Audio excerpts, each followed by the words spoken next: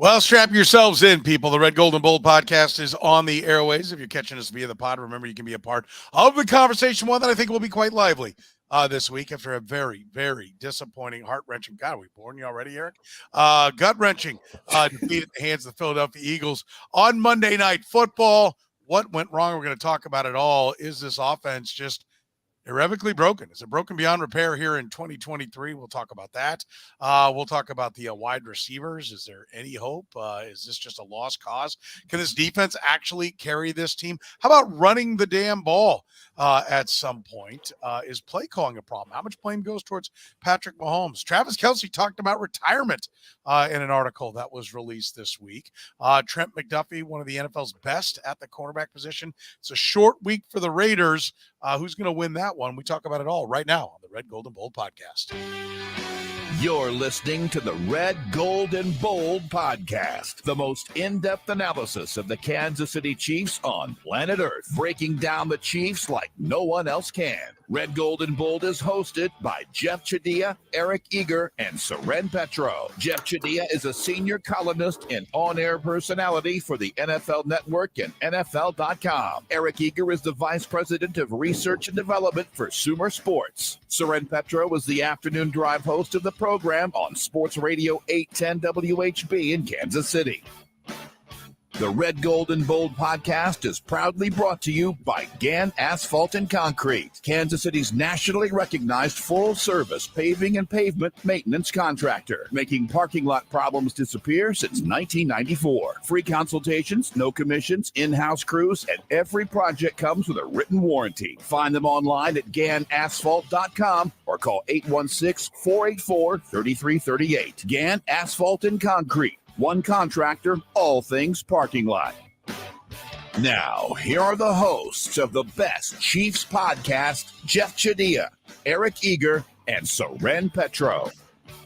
Well, here we sit, almost a full 24 hours since this game was played, and I don't know how much the city, how much the Chiefs nation has actually gotten over this one. Jeff Chadiha, Eric Eager, Soren Petro with you as we break it down. That was a kick to the teeth for Chiefs fans everywhere. And I think it was a kick to the teeth for Patrick Mahomes, for Travis Kelce, for Andy Reid. The exact same problems that were, poo-pooed away as something that needs to get fixed and cleaned up against the Detroit Lions all the way back on the season opener, Jeff. We're there again now 11 weeks into the season, 10 games into the season. It doesn't look any different. Let's start on the offensive side critically, or is this a critical situation for the offense and one that just can't be fixed? It can be fixed, but it's going to take years to fix it. I think that's the reality that we're facing here. It's not going to be a quick fix this season. We are too deep into this season at this stage to think you're going to get some drastic improvement in the personnel around Patrick Mahomes. And what's alarming about last night is you knew Andy was going to come out with some wrinkles off a bye week. You knew they had motivation playing in this game. There are a lot of reasons to play at a high level, and when you still can't do it, as our friend Mark Richter says, is it you can't do it or you won't do it? This feels like can't do it. Now, this feels like you've had 3 games in this season now out of 10 where you've had receivers in positions to make plays to win games late, and they have dropped the football. Like, that's one time you can blow it off. Twice you can say, it's just bad luck. 3 times, this is who you're dealing with. And so, yeah, I do think that there has to be some serious looking in the mirror. I don't know how Justin Watson is getting targeted 11 times. I don't know how Rashee Rice can make a play and not see the football again. I don't know how you can run the football effectively and go away from it.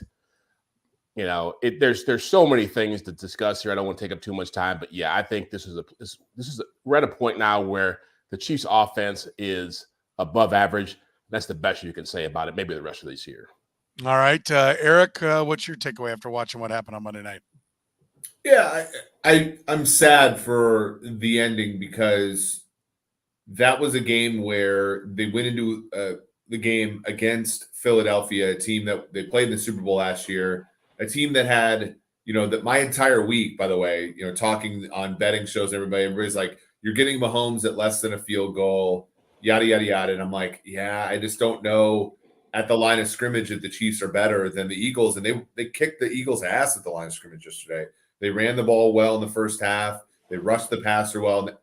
I thought Steve Spagnuolo had a wonderful game plan, putting Snead, the bigger guy, out on Brown and blitzing, McDuffie off the edge, 2 sacks for McDuffie. Snead got an interception on a pass to Brown. They really did a good job, especially against A.J. Brown, who had obviously set a record in the NFL for consecutive games of over 125 receiving yards. And much like the Miami game, they can't score in the second half. They can't hold the lead. And when MarquezValdes-Scantling gets behind a defender and Patrick Mahomes actually decides to throw him the ball for the second straight week, Pat hits him right in the chest and he can't hang on to it. He can't seal a game. And, beyond that, the Justin Watson issue, to Jeff's point, I don't understand how he gets 11 targets. And we've never seen that kind of volume for any other Chiefs receiver all year. Even though he's clearly why, as bad as MVS can be, when they gave him targets in the AFC Championship game, he was fine. Why haven't they ever gone an 11 target game for him, for example, or Rashee Rice or Kadarius Toney? To me, it's just it's a mind-boggling thing that they're doing on offense. And it overshadows the fact that they beat up on the Eagles in many important places in that game. There's so much to unpack here. And, the question, is it broken beyond repair? Can it be repaired in 23? You ask the question, can they win a Super Bowl, right? We're going to talk about the defense, if the defense can carry them. They can't. Let's be clear about that. They're still one of the better football teams out there. So can they get on a roll? Yeah. I mean, lesser teams, Joe Flacco and the Ravens got on a roll and won it, right? But we're measuring this based upon should the expectation be that this team is going to do that? No, it absolutely shouldn't, because they're no better now than they were week 1 against the Lions. And that's what's different about this team. For whatever reason, I think it's the wide receivers. I think we all think part of it's just the wide receiver talent isn't as good. But I think now you begin to question, does Andy Reid not have the magic bullet to go and figure out, okay, well, I just got to call it this way, or I come up with this game plan that's going to fit what these wide receivers do. Is it a Pat problem? Is it a Travis Kelce's getting older problem? We'll get to him a little bit more. I don't know exactly what it is, but I know this, neither do the Chiefs, right? Because this game was just like the game against the Lions. Exactly. Is there progress? Sure. Guys are a little bit better here and there, but overall, measuring yourself against the best that the NFC has to offer, you came up just short again. And that's what they don't do. Now, look, all Chiefs losses are agonizing because they all go like this, because they're a really good team and they fight to the end. There's not many of them where they just get their ass kicked and you can put your feet up in the second quarter and go, well, it ain't their week, boys, right? They all are pretty much these kick to the stones type of losses, right? But they're not always the same culprit, right? That's what's a killer here is I don't think they do have the answer, right? Listen, you saw Andy Reid barking at what appeared to be Patrick Mahomes. Other people are saying it was Travis Kelce yelling as they're coming off the sideline, stop, stop, stop. And he wasn't happy. You see him sneering out at what people think is Travis Kelce. He was mad at Kelce about something. 11 targets. I'll go back to what you said, Jeff. How about this theory? That's not the guy Mahomes wants out there. So we threw it to him 11 times to make a point. Okay, you want to see what it looks like with this guy? Here it is, because I'm with you. Why was he targeted so much? I mean, where did Watson want the 4th and 25? Yeah. Right there in his hand. Where does he want the ball?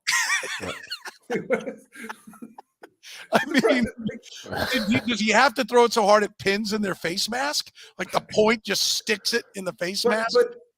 So we all agree that they can win the Super Bowl. They're currently 9-2 to win the Super Bowl. FanDuel.com/Petro. They're tied for the favorites with Philadelphia, a team that they should have beaten last night and actually had a double-digit lead in the second half. They can clearly win the Super Bowl this way. The question is how is it going to look if they do it?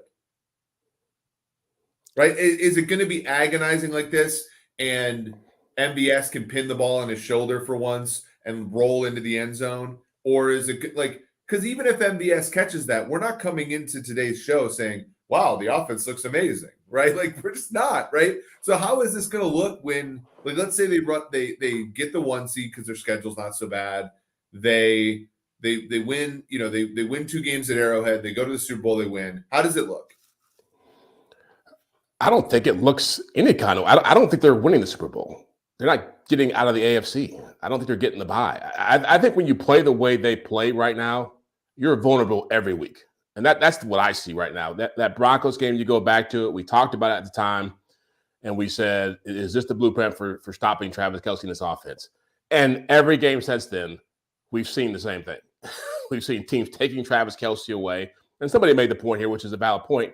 He's not the same player he was even last year. He does not have the same burst. He's not as athletic. Those passes, those quick 5-yard passes that he'd break a tackle and pick up 8 to 12 yards are not happening that way now. And really, Andy Reid's magic bullet and Patrick Mahomes' magic bullet has been to try to go back to him. And you see it. You see it on plays now where Patrick's looking at him, can't go there. Where am I going next?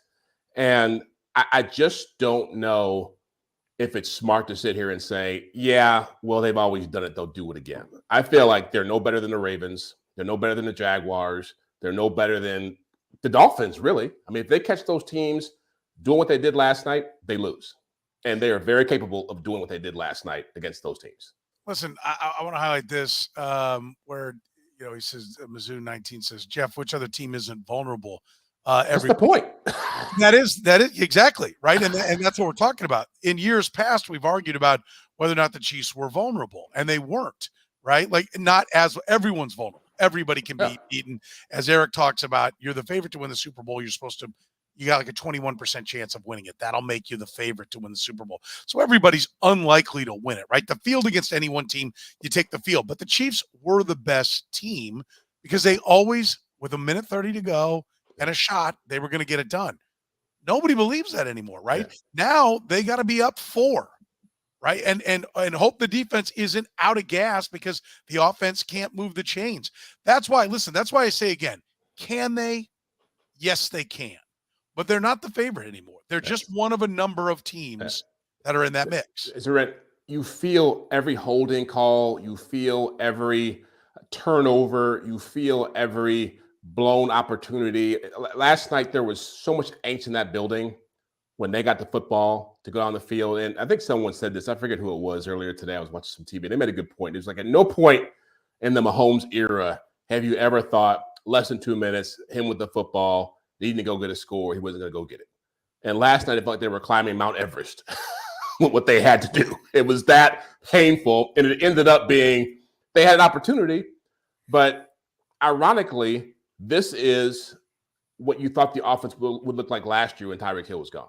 You thought they would miss those big plays. And if we're really being honest, how many times were they bailed out by Mahomes running around, throwing the football 70 yards down the field, Tyreek making an amazing catch, and then they score a touchdown, they get back in the game, and then all this stuff goes away. If you really look at the tapes, there are a lot of moments where they had games like this in the past. They just had superior talent to overcome it. And when you don't have that, this is what you get. You get a lot of ugly play, you get a lot of frustrating losses, and you get a lot of doubt. But the one question, so last year they had Juju, but Juju was better in the first half of last year. I mean, both players, MVS and Juju, were both like on pace for 800 to 1,000 yards. Halfway, MVS 800, Juju 1,000, and then down the stretch, like those two averaged combined like 50 yards receiving down the stretch, and they got better. The question is like, how did they get through that? Part of it is going to be very similar to what they have now, which is a schedule that eases up. And then the other part is going to be, and this is where I need to see this. I need to see this from this team is in 2022, after week, basically from, let's say, week 13 on, Jerick McKinnon, 7 catches, 112 yards, 2 touchdowns, 8 catches, 70 yards, 1 touchdown, 3 catches, 31 yards, 1 touchdown, 5 catches, 52 yards, 2 touchdowns. In a Denver game where they struggled equally badly, and Mahomes on that New Year's Eve or New Year's Day threw a pick in the end zone just as bad as the one yesterday. And then he had the 2 catches for 0 yards. And then the playoffs he had, he's minimal. But for a stretch of play there, Jerick McKinnon was their guy. Why did I lose my camera? He just realized it 5 minutes into his answer. Yeah, Brad says Jerick McKinnon. Sorry, Jerick McKinnon was the guy that like stepped in because the cavalry didn't come home for this receiving corps, right? Like this is the same group except for Juju's out and Rashee Rice is in, and yet they were functional down the stretch in many ways. Is it as simple as getting McKinnon more involved? Is McKinnon over the hill after one good year last year? Were the Chiefs last year just holding on by a thread and a bunch of those threads broke? And now we're stuck getting what we thought we'd get last year. I mean, listen, I think everything has to be on the table, and you would have thought, and again, it's just a one game, but it looks so much like the other big game that they played, and frankly, even the Bronco game. That's why I think it's more than just they had a bad day, but I think it might be everything. Maybe Donovan Smith isn't as good as Orlando Brown. It's not what I see. Like he's not perfect. He's not Jonathan Ogden, but I don't think they got worse there. The penalties continue all over the place. I think Kelsey is older. I think McKinnon is older. I think those have eased back. I think, whatever MVS was doing, defenses have fixed that. And he can't catch the ball with his hands. Every now and then he does. And I get like 4 tweets. You still think you can't catch with his hands? Like, see this play forever. Okay? I mean, not well enough. Not like a real NFL receiver. There's nothing he can do to come back. I don't, other than like catch the game-winning touchdown in the Super Bowl. Like that ain't happening. He put up ads for his like share, and again, it's all for a good cause. But he put up his ads for a charity softball game last week, and I'm like, he's not going to be on the team when this thing happens, and I don't want to be a dick about it. But he better schedule that for like February because look for a new venue on the team. That's right. Next summer. Listen, I think one thing we can talk about is I know like people want to point to Juju Smith-Schuster playing for the Patriots right now and say, see, it doesn't matter. He was nothing. I disagree. He's hurt. He's hurt now. Yes. Last year when healthy, he was a guy who had been a 1,500-yard receiver with Ben Roethlisberger in Pittsburgh, and he presented a real threat. I think, can we agree? There's not one receiver right now that is as good as a healthy Juju Smith-Schuster was. Right. No. So they've come down from Tyreek Hill to Juju, and now they've come down from Juju to Justin Watson. I mean, if you're going to target him like that, those are big. That's a big drop off. Right. And listen, I think they probably caught up to Andy Reid a little bit. Like, I think maybe the NFL was just a bunch of lazy asses for 4 years. And they finally said, all right, enough. Let's do some homework on these guys. And so they all took a bigger step forward, and then the Chiefs they got worse at wideout. They got older at the pass catching running back in McKinnon. They got older at Travis Kelce. And listen, you fall off a cliff. I know he still puts up some pretty good numbers, but Eric's been telling us he's been getting slower for 4 years, right? Yeah. Eventually it's, and now they're doubling him at the goal line, literally doubling him like it's Little League football or something, and nobody else can get open. Right, that's big problem. It's the Golden State Warriors. That's what they are right now. They still have a great player who can do special things, but Travis Kelce is Klay Thompson now. He's got the rep, but he's starting to lose some stuff. Chris Jones, we talked about it last week. He's putting up numbers, but we know he's moving on his way out of town. And you've got a whole bunch of young guys who aren't really stepping up to take that mantle.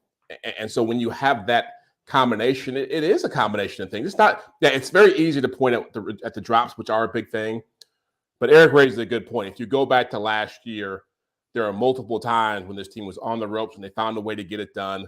They found a player to deliver for them.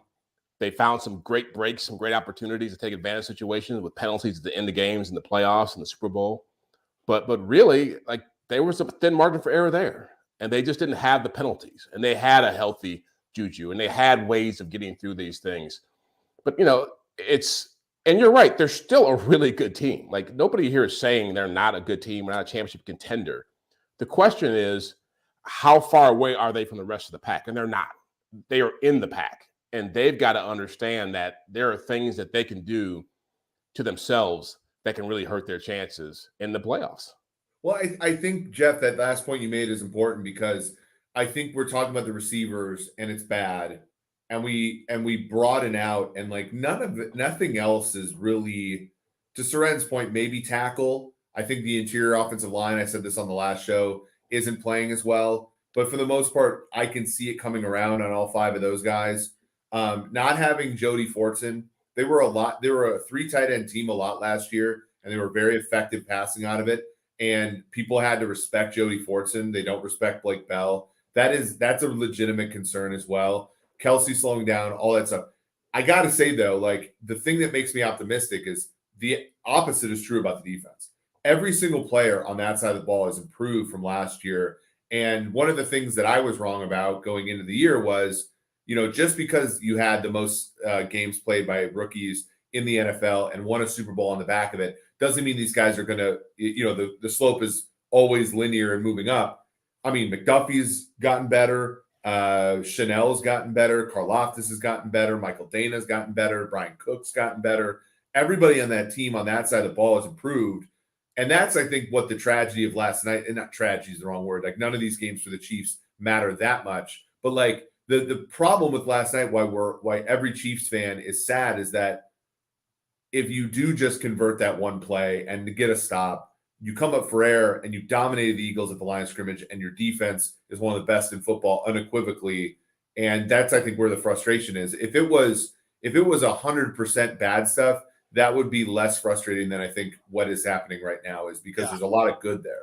We had the comment, it's too far back for me to find it, to put it back up there, but I posted it originally, but the Chiefs were 4 plays away from blowing the Eagles out. Well, yeah, like they were the Lions too, but it's the same thing. They keep dropping those plays. Yeah. Right? They're not 4 plays away from losing in the playoffs last year. Yes. Every team is 4 plays away except for like the Giants when Danny DeVito starts. Like that's Can I just, as a sidebar, I know Pat's joking, can CEH play wide receiver? Yeah. Am I the only one that thought Clyde Edwards-Helaire looked like he had a belly last night? He looked like CJ Anderson last night. Am I wrong? He had the baggy ass sleeves. He was fat. I mean, he looked like CJ Anderson. I was like, are you like 235 or something? What's going on here? He actually ran better than we've seen him run for a while, but he did turn the corner on that one play. There goes that modeling career, huh? Is that, yeah, no kidding. Like that's what I could never forget. Like every modeling agency wants a 5'7", 200-pound guy. Now he's like 230. I'm like, come on, like give me a break. Is the answer on the offensive side? Let's say that, Jeff, how much is Patrick Mahomes at blame for this? How much is this a Mahomes problem, or is it just everything around him? Well, look, he put some balls on the money yesterday that didn't get caught, and so I think you create a tricky proposition when you're asking a great player to be perfect every game. Like nobody can deliver that, can reach that standard. And so could they be playing better? Yeah. Is the trust factor affecting the way defenses play this team? I totally believe that. I believe defenses, when they watch the Chiefs play, are saying he's not throwing it to 24. He's not throwing it to 19. He's 11 is going to drop everything that gets thrown his way. And to Eric's, Eric raised the point about McKinnon. It's a lot easier to defend those kinds of players, the third, fourth, and fifth options, when hey, there's only 2 guys on this play that are realistic options for him.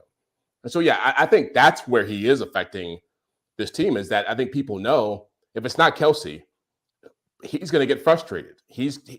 They are playing a kind of football that he does not want to play.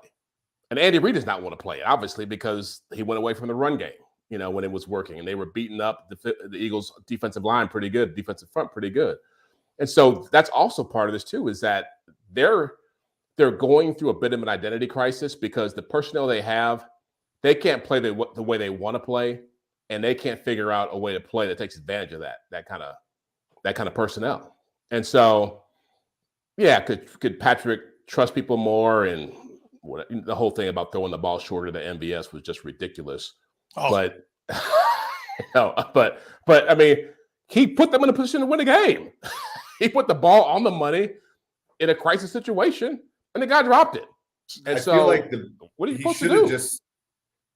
You got to come out and say Marquez gets paid to catch that. Like, honestly, quarterback just has to send a message and be like, look, this isn't good enough. I know, like, to your point, Petro, if he doesn't say stuff like that, how do we, like, he could be acting out, right? You throw the ball to Justin Watson 11 times, complete however few of them, you're kind of proving a point. I always felt like Matt Nagy, when he was the head coach of the Bears, was calling plays to like prove to the owner that Trubisky sucked.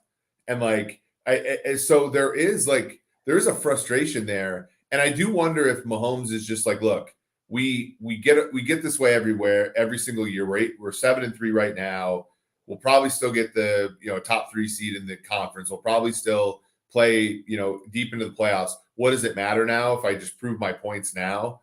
Maybe there's a little bit of an element of that. But to Jeff's point, Patrick played phenomenal yesterday. I just think the Chiefs have to get comfortable with running plays that are going to be different than what's worked in the past, because they just don't have the receivers for it right now. Yeah, and I'm glad to hear you guys say that, because that's my opinion too. And I think this bears being shown again by Brad. 22% of his incomplete passes are drops, or droops, as Brad put up there. Either way, maybe droops are worse than drops. They're really bad drops or droops. But I think Brad's right. And Patrick Mahomes did nothing wrong. I actually started to lose my shit last night when I was getting some texts from friends that are like, no. Like, stop. Like, the problem is definitely not with 15. You can see that, and somebody mentioned, like, when he throws it, it's almost like he doesn't want to. I think there are times in the pocket where he's looking for the escape hatch to run, because he's like, that down there sucks. Well, like, what has been run, and whether it's he is starting to bark at Andy Reid that he doesn't like the routes, he doesn't like the plays. Is there a Matt Nagy thing? I don't think so. They seem to be best of buds up on the bus at the parade. They seem really tight. They have nothing but kind things to say about each other. I don't think that's it, but there's clearly frustration setting in, and hopefully that will create inspiration to change some things. But I just think from the standpoint of the receivers aren't changing. And so, and can Andy Reid call some shorter routes? Can he call some things that maybe these guys can catch? Yeah. Because they have a quick game. You can do the quick game. There's no quick game in this offense. What happened to screen passes? None. I know. Do they think that if they throw it to MVS faster, he'll drop it quicker? Have they run a slant to that dude the entire time he's been? Have they run a bubble screen to that dude? No. In his 4.3 speed the whole time he's been here? Have they done anything other than just run him deep and pray that he might get open one of these times? Like, and why isn't Rashee Rice just getting the ball in space all the time? He's still got. It can't be that hard. No, I don't. I think we all can't get our arms around what's going on with that. But, yeah, I mean, I do think you got to wonder right now, like, they're questioning themselves. And to Jeff's point about complacency, Clyde Edwards-Helaire is fat and out of shape. Like there doesn't seem to be change. Like they kept him because they didn't want to take a hit on the cap. Like, you can't keep a guy around for cap reasons. You just move on. Like I almost think somebody's got, and he wasn't the worst player. Like, I don't think you can cut MVS because he does take the top off. But damn, I don't know that Jimmy Johnson wouldn't have cut him last night. Like, no, that can't happen. You're out. You got to go. I don't care what we got to do cap-wise. We're moving on, because I am letting it be known to everybody in this locker room, this will not be tolerated. Yeah. Here's what I see: offense versus defense. I'm not trying to make this like a locker room squabble type. The defense, I see trust, I see energy, I see belief, I see buy-in, I see all these things that make units play at a high level. On the offensive side, I see distrust, I see frustration, I see ineptitude. And I said this on the radio earlier today. I said, you cannot tell me that guys like Kadarius Toney and Sky Moore, MVS to a certain extent, who's just running wind sprints for most of the game nowadays, aren't sitting around and thinking, how is this going to play out for me long term here? That's a real part of playing professional football, because they saw McCole Hardman leave and come back with a 1-year minimum veteran deal. And if you're not catching 50, 60 balls in his offense as a young guy, it can get frustrating too. And so I personally wonder, like, when you have young guys and you win a championship your first year, a lot of these guys did, it's very easy to think it's going to happen every year. Mahomes said it 3-4 years ago. when he won his first championship, I thought it was going to be like this the whole time. And so when you got a whole room of guys who feel that way and it starts going south, yeah, you got to have a lot more people who are willing to get back into the lab, be honest with themselves. And if we really want to be real here, and I love Travis, it's hard to take words of advice from a guy who's going all around the world with his girlfriend and fumbling on Monday night. It's hard to have a lot more credibility when you're talking about we need to work harder. Yeah, and we're all focused, you know. And listen, guys go home, you know, sometimes on a Sunday night after the game and fly back in early Tuesday morning and are out or Wednesday when it's time, you know, if they get the Mondays off or they leave after the film session on Monday and fly home for a couple of nights and then they're back. I mean, that all happens. We don't see it on tape, so we think everybody's just home studying the playbook all their free hours. I mean, so I don't want to overdo it, but it is tough, like at a time when everyone's struggling and you know, the perception is, well, I got a show to hit, guys. I'm out. You know, I'll go back to when everybody like, man, I had radio people that got pissed off when I just brought up is Kelsey being at the World Series and then video of him out at a club dancing it up afterwards on a Friday night going into a Sunday game. Is that a bad look? Right. And I said, look, I don't really worry about it because I assume if he wasn't in that club, he'd be at a club in KC or at somebody's pad having a few cocktails. I mean, when I was that age, that's what I was doing on a Friday night. Like, I get it. But like the overall, we're all in, we're focused, we're going to fix this. That's not really the look that says we're here to work and get it all fixed, right? And he's one of the leaders on the team. So maybe while he's partying, CEH is out hitting the buffet. You know, I mean, like whatever his vice is. Yeah. People sometimes feel, and I understand this because fans want to believe the best about their teams. You know, I went to Michigan, so I hear all this stuff about how good Jim Harbaugh is, and there's no way we're doing. You know, stop it. Like every team deals with jealousy, deals with complacency, deals with selfishness, and you keep that stuff out of the equation by having good leadership, having good culture. The Chiefs have a lot of these things, but you look around this year and look at 2019, look at last season. Look at their motivation coming into the season. What they talk about? Oh, man, that AFC Championship loss still hurts, still stings. Oh, they think we can't win without Tyreek Hill. Oh, they think we can't beat the Patriots. All this motivation got this group hyper-focused. Coming into this season, and again, I'm not beating up on Travis here, but he's got podcasts, got Taylor Swift, Andy Reid's doing all these commercials with Patrick. You know, you've got, like you said, CEH didn't come to the parade. You've got Chris Jones with his money thing. Like all this stuff chips away at a team's foundation. All these things make it harder to win championships. You can win games, you can win playoff games, but to win championships, you have to have everybody in the boat rowing in the same direction. And this has been a theme for this team going all the way back to week one. Yeah, well, for sure. The retirement talk that was in the Wall Street Journal article. Eric, is this, do you put anything into that? This is a guy that's heart isn't fully into it. If once it creeps in, listen, Bill Snyder's a different cat. We're talking about a guy that was in his 70s. But when he retired the first time, I asked him a question. I said, well, you know, when did you know it was time to retire? He said, well, looking back on it, the first time I had the thought about it, the first time you think about it, it's time, right? That's Bill Snyder in his 70s and a coach and not a player. Right. But that's always stuck with me that, like, if you're committed, you're committed. You don't think about retiring. But when you do start to think about retiring, you're already 1 foot out the door. Is that a bigger red flag than people may realize? Yeah, it is. Right. I mean, Brett Favre was really good after, you know, spinning his wheels that way for all those years. You can certainly overcome it. But like, I think we've all been in that situation, right? Like, once you decide you want another job, or once you decide all this kind of stuff, it's hard to go back, right? It's hard to, once you've caught feels for something else. And you can imagine Travis thinking about, made a ton of money, has a great podcast. Like Travis could still make multi-million dollars a year and date one of the most popular people in the entire world without being an NFL tight end anymore. It's not like Taylor Swift gives a crap about whether or not he's playing. So you get a little bit of a sniff of, this is my identity, and I've carved out a new identity, and it's a lot less wear and tear on my body. By the way, like, this isn't Tony Gonzalez. Tony Gonzalez played all those years because he was ripped. He he tried veganism for God's sakes, and like all this stuff. Travis is like not a great bodied tight end. He's thin. He's not like he.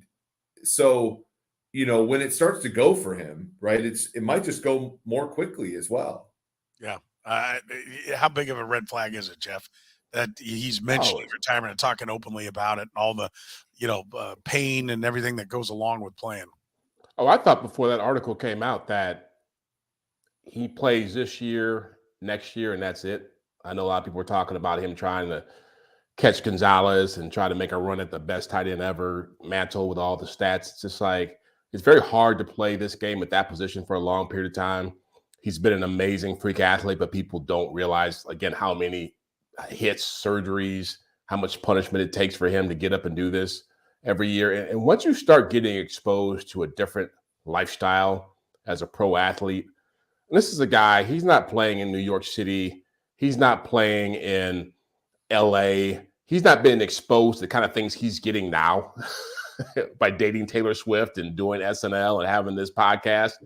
And I've had friends of mine, guys who I've worked with at NFL Network who are Hall of Fame guys, and they always tell me the same thing. It's like, Jeff, man, when you start making money outside of the game and it overshadows what you're making inside the game, it gets real easy to think about not playing football again. And they talked about that with Chris Jones earlier this year with the money he already had set aside, where he was pretty much set for life. And I guarantee you, Travis, who spent his entire career trying to be a great football player, but also trying to be a celebrity, is loving every minute of this. And as Eric said, realizing that, you know what, this is a lot of opportunity over here that I can take advantage of. And I don't have to be at training camp. I don't have to be at OTAs. I don't have to go through surgery. And I think if he quit at the end of this year, I would not be surprised.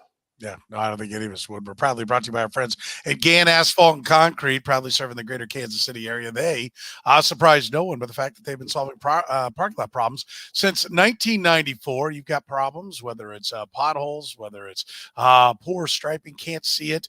Don't have liability become a problem for you. Focus on your business. Let Gann focus on your parking lot. One contractor, all things parking lot.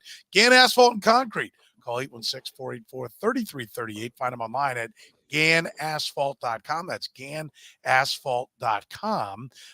Run the ball, right? This is something that we hear talked about a lot. They did run for 168 yards in this game. I'm not sure with his rushing style how many more carries than 19 you want to give to Pacheco.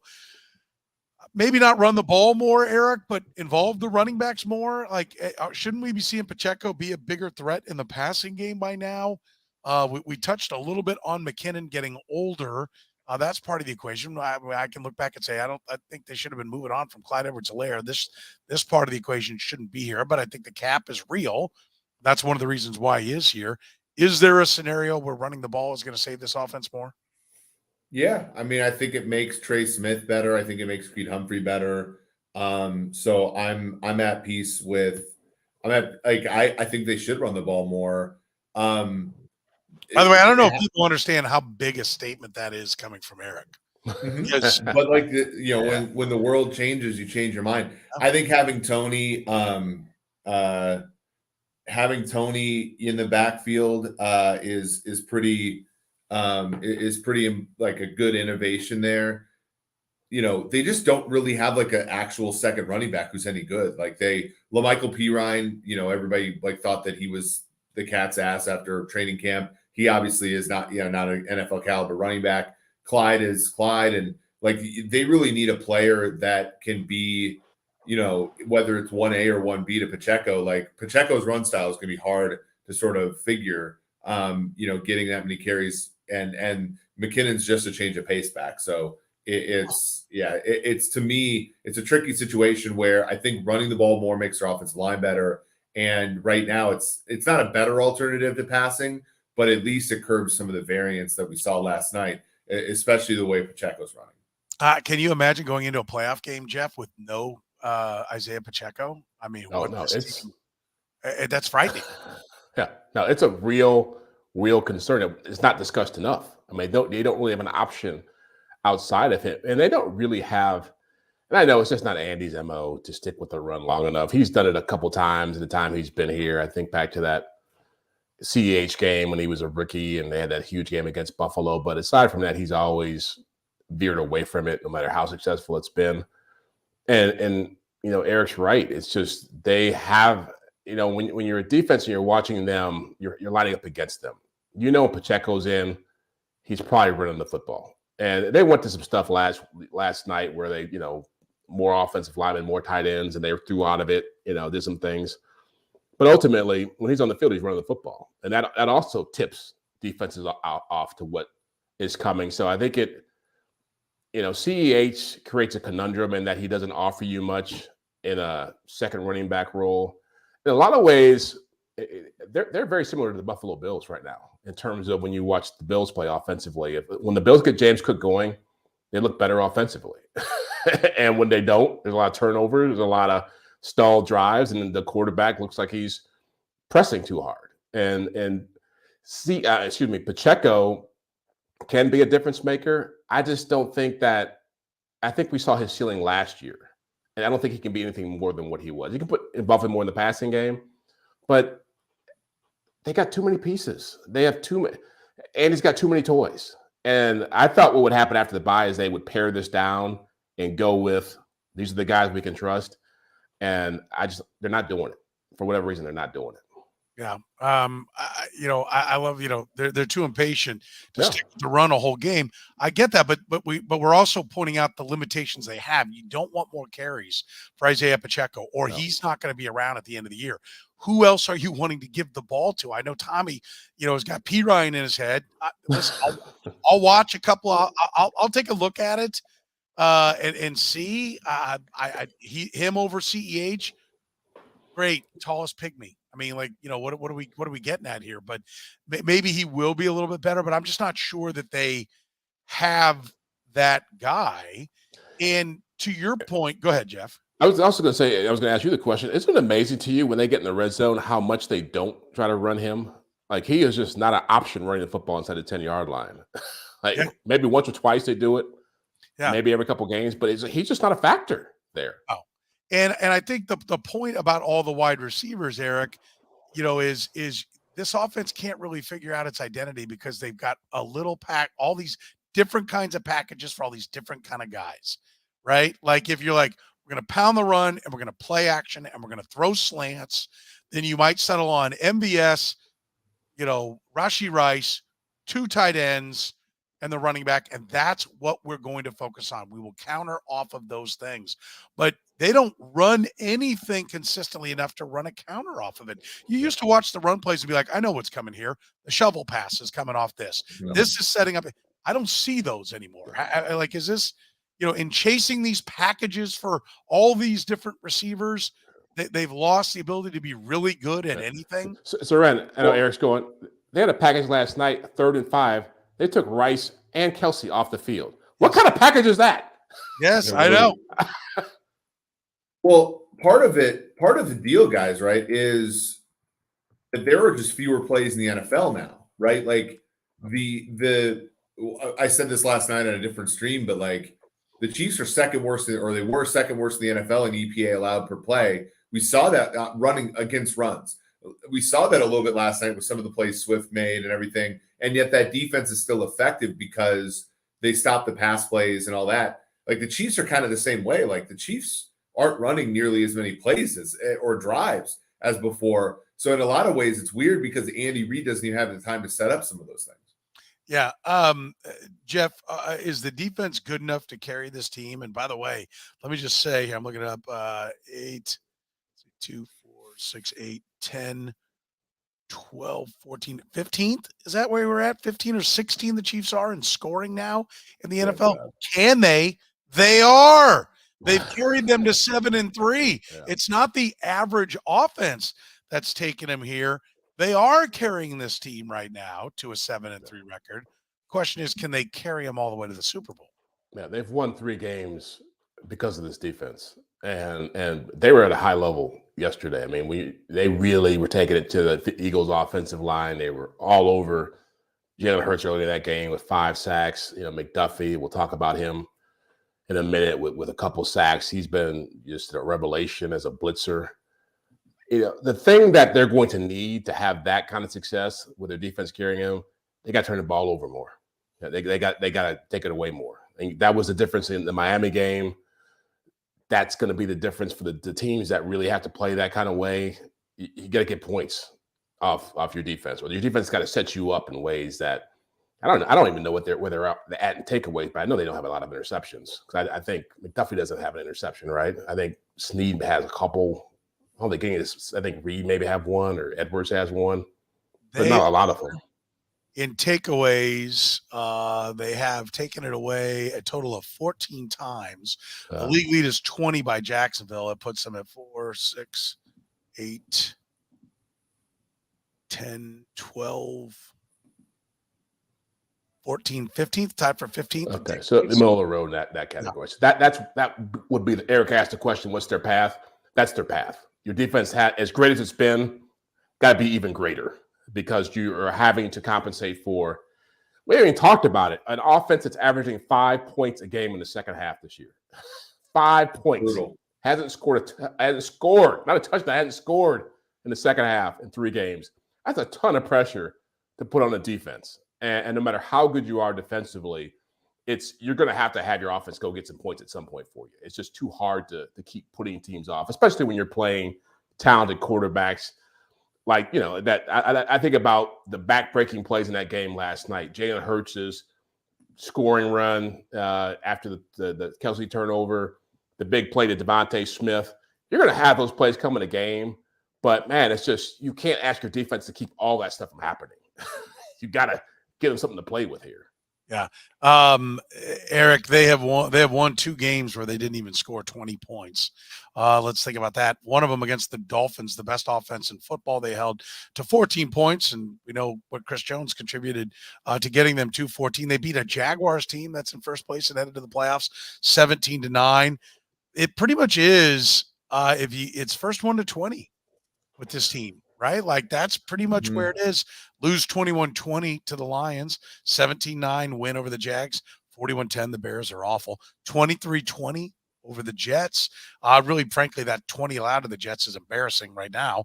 When you look at 27-20 to the Vikings, I mean, if you can get to 21, you win, right? Like, that's the key, because this defense is that good. Can we, you mentioned scoring is down, offense is down, possessions are down, total number of plays are down. How much more does that mean that defense can carry you? I think it means, in a weird way, I think it means that if the offense were to ever turn it up, they would have such an advantage over the entire NFL. And because they have Patrick Mahomes, it's like, oh, can the Jets improve and capitalize on their great offense? No, their quarterbacks are too bad, right? So whereas with the Chiefs, it can literally happen. But if it stays this way for their offense, what it means is that they have a better chance. They have a fighting chance versus other years. Do you think if the offense was this putrid and Buffalo came in and, divisional round of 2021, that this thing would have been anywhere close to what it was? No. But Buffalo is having the same problems on their offense, right? The Bengals lost their quarterback. The Browns lost their quarterback. The Ravens have this problem on their offense, guys, right? Like, we watch those games. They're a privilege sometimes. So I think that I think the Chiefs, in a weird way, lucked into a good season to have a really bad offensive season for them. I don't doubt you. If you look at it, Jeff, the rest of the AFC doesn't look that powerful, does it? I mean, that's one good thing. If you're going to be off a little bit, is the conference as a whole off. Buffalo's definitely off. Cincinnati, without Joe Burrow, they're way off where they were. I mean, is the conference, could timing end up being perfect for this team that they're off, but so is everything around them? Or are you buying Baltimore hard again? Well, I think, yeah, you're right. It is a weird year all throughout the NFL with the injuries. I would caution anybody to think that the Chiefs can avoid that because of the Chiefs. It's not a good way to think about it. Like, they could get bit by that bug just as easily as everybody else has. But, realistically, you look at the playoff picture right now, I don't see Pittsburgh staying in that picture very long. I don't see Cleveland probably is probably borderline without Deshaun Watson there. Obviously, the Bengals are gone. But I think the Bills are going to ascend. I really feel like talent-wise, you saw that in the first game back with the new OC, how they played against the Jets defense. They have too much talent to fall off, and they've been here before. Denver, surprisingly, is becoming a lot more intriguing the way they've played the last 3 weeks with their defense, with Russell Wilson playing the way he has, and they have beaten the Chiefs. And then Miami, I think, is going to be a better team down the stretch because Jalen Ramsey being there, you're seeing the impact he's having. They get more whole with Devon Achane coming back into the mix. I know he got banged up, but they could be scary. So I think it's what you're seeing is a rotation. It's not just, is it going to be Lamar Jackson or Josh Allen? I think all these teams, by the time we get there, are going to be a lot more viable in the AFC based on attrition and other teams just getting healthier. With free consultations, no commissions, and in-house crews, every project comes with a written warranty. Think about that. Gann Asphalt and Concrete gives a written warranty. With every project they do, the weather's getting colder. That's still not a problem for Gann. Yes, some of the jobs will take a little longer, but they can still solve all your parking lot problems. Been doing it since 1994. Get online right now at GannAsphalt.com or call 816-484-3338. Gann Asphalt and Concrete, one contractor, all things parking lots. Trent McDuffie, one of the NFL's best corners. Is that an accurate statement now, Eric? Yeah. And I think the versatility he provides is really huge for this defense. I know I've said this a bunch of times on the show, but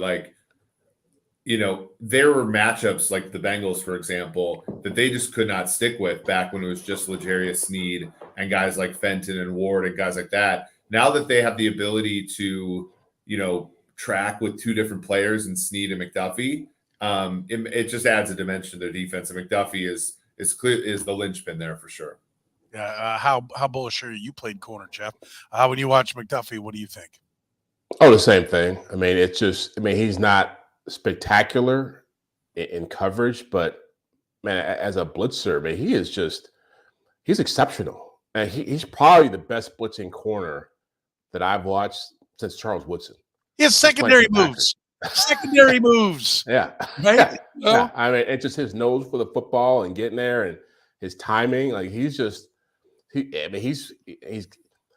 really good in coverage. I mean, he's not a big ball hawk type guy, like a Trayvon Diggs type player, or even a Jalen Ramsey, where you're getting a lot of picks out of those guys or pick sixes. But he's always in the right place at the right time. And Eric's totally right. I mean, he and Snead give them so much versatility and coverage and the way they can attack quarterbacks. I mean, the first couple possessions in that game, you just saw him coming out, screaming off the edge, and it was just like Jalen Hurts never saw him coming. and it's a great situation to have. I liked him come out of college. I like him even more now. Yeah, he is impressive. By the way, Eric's old employer, Pro Football Focus, giving him a 77 in coverage grade, an 80 in run defense, and a 91 in pass rush for an 84.8 overall. Call it 85 even. They grade him as the number 5 corner overall. And to your point, Jeff, you mentioned it a while ago about L'Jarius Sneed, the bigger corner to put on A.J. Brown.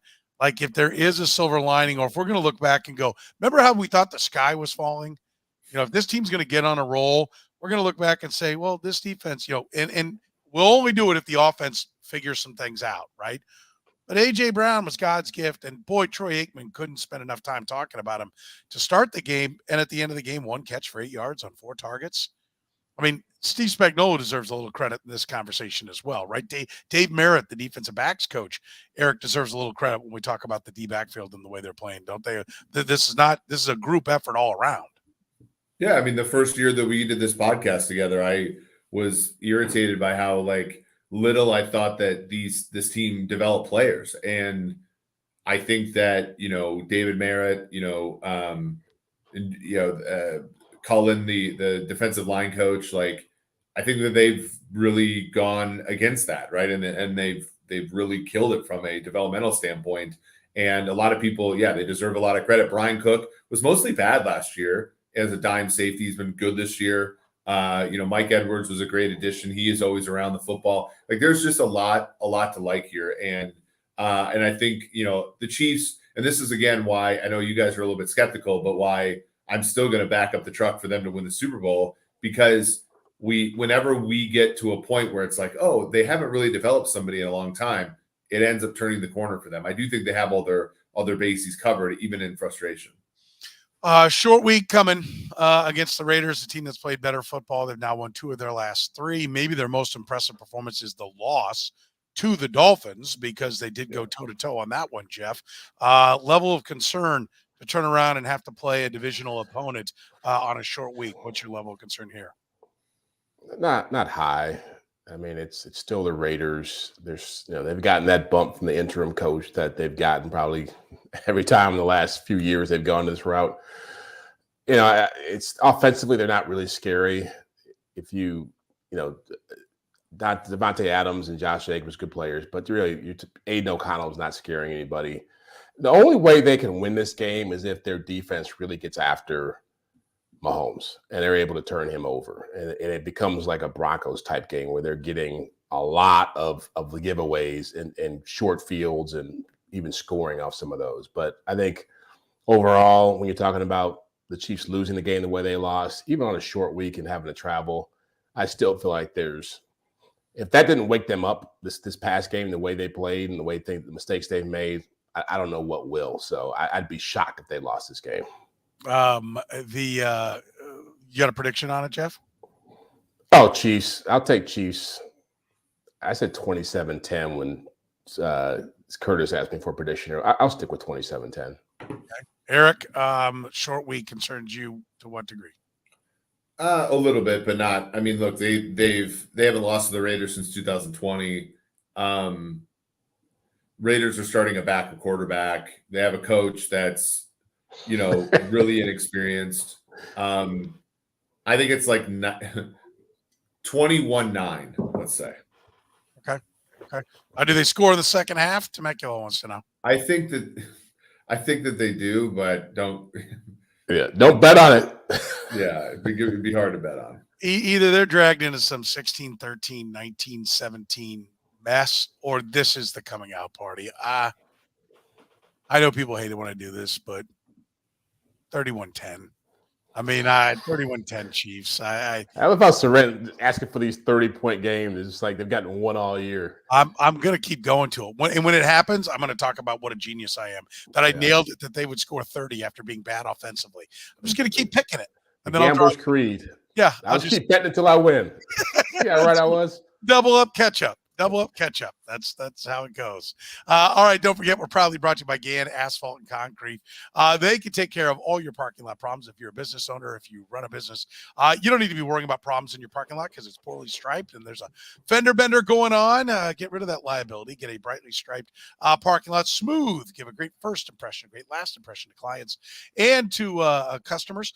Just go to GannAsphalt.com. That's GannAsphalt.com, making parking lot problems disappear since 1994. For Jeff Chadiha from the NFL Network, Eric Eager from Sumer Sports, I'm Soren Petro from Sports Radio 810 saying thank you very much for joining us here on the Red, Gold, and Bold podcast.